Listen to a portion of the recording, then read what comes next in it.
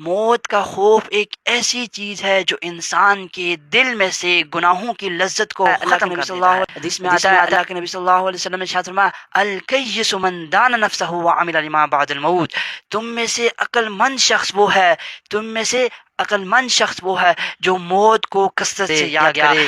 آپ اندازہ کریں جس شخص کے لیے آدھا گھنٹہ اعلان ہوتا رہا اس کے کفن کے کپڑے کے لیے، وہ شخص کون تھا؟ بعد میں جب پولیس والوں نے اس کی تحقیق کی، 3 مہینے بعد جا کر یہ بات معلوم ہوئی کہ یہ شخص سرگودا میں رہنے والا ایک شخص تھا جو ایک زمیندار تھا اور 4 مربع کا مالک تھا۔ والصلاة والسلام على سید الانبیاء والمرسلین، اما بعد فاعوذ باللہ من الشیطان الرجیم، بسم اللہ الرحمن الرحیم۔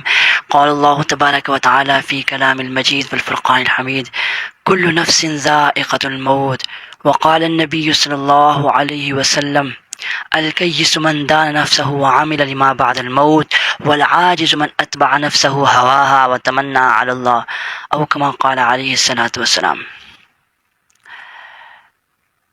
سامعین محترم اور عزیز طلباء و طالبات، آج میں آپ حضرات کے سامنے جس ٹاپک پہ بات کرنے لگا ہوں وہ ہے موت کا خوف۔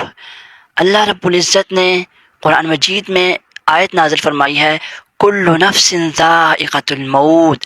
اللہ رب العزت قرآن مجید میں ارشاد فرماتے ہیں کہ ہر ایک ذی روح چیز نے، ہر ایک نفس نے موت کا مزہ چکھنا ہے۔ کیا مطلب ہے؟ اس کا مطلب یہ ہے کہ ہر ایک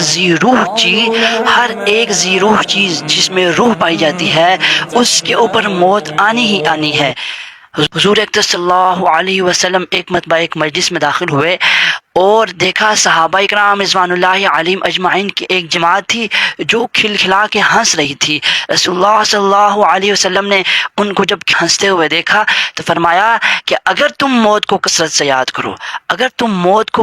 یاد کرو تو میں جو آپ کی حالت دیکھ رہا ہوں یہ نہ ہو، قبر پہ کوئی ایسا دن نہیں گزرتا جو یہ آواز نہ لگاتی ہو کہ میں کیڑوں مکوڑوں کا گھر ہوں، میں اندھیروں کا گھر ہوں، میں تنہائیوں کا گھر ہوں۔ صحابہ کرام رضوان اللہ علیہم اجمعین کی رسول اللہ صلی اللہ علیہ وسلم نے اصلاح فرمائی اور فرمایا کہ قبر کو کثرت سے یاد کیا کرو۔ موت کا خوف انسان کے دل میں ہر وقت ہونا چاہیے۔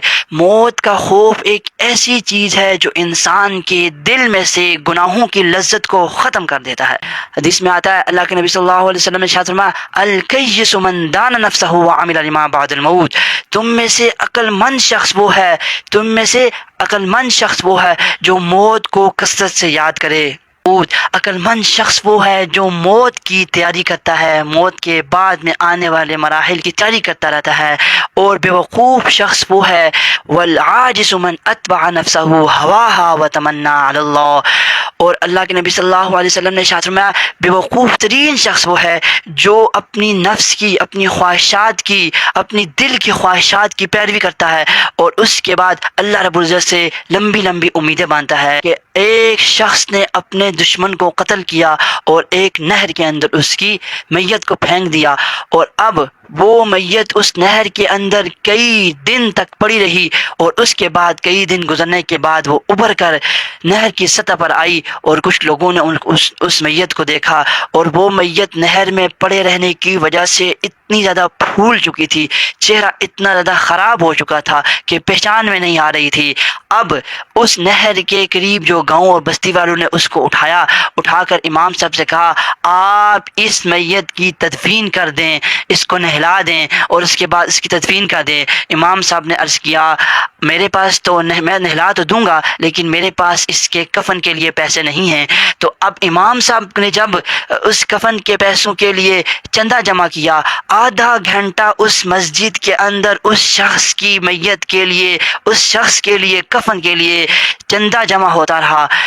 آدھے گھنٹے بعد اس میت کے لیے کفن کے پیسے پورے ہوئے، اس کے بعد اس کو کفن دے کر دفنا دیا گیا۔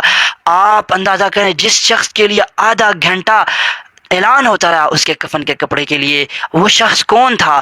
بعد میں جب پولیس والوں نے اس کی تحقیق کی، 3 مہینے بعد جا کر یہ بات معلوم ہوئی کہ یہ شخص سرگودا میں رہنے والا ایک شخص تھا جو ایک زمیندار تھا اور 4 مربوں کا وہ مالک تھا، کروڑوں کی اس کی آمدن تھی۔ آپ اندازہ کریں 4 مربوں کا مالک، اسے کیا معلوم تھا کہ میرے کفن کے لیے بھی آدھا گھنٹہ مسجد کے اندر اعلان کیا جائے گا اور چندے کے لیے اعلان کیا جائے گا۔ تو عزیز طلباء و طالبات، ہمیں چاہیے کہ ہم موت کو کثرت سے یاد کریں، ہمیں چاہیے ہم اپنے دل میں موت کا خوف پیدا کریں۔ ہم سب نے دنیا سے چلے جانا ہے، یہ دنیا فنا ہو جانے والی ہے، یہ دنیا ختم ہو جانے والی ہے۔ اس دنیا سے دل لگا کے انسان نے زندگی نہیں گزارنی۔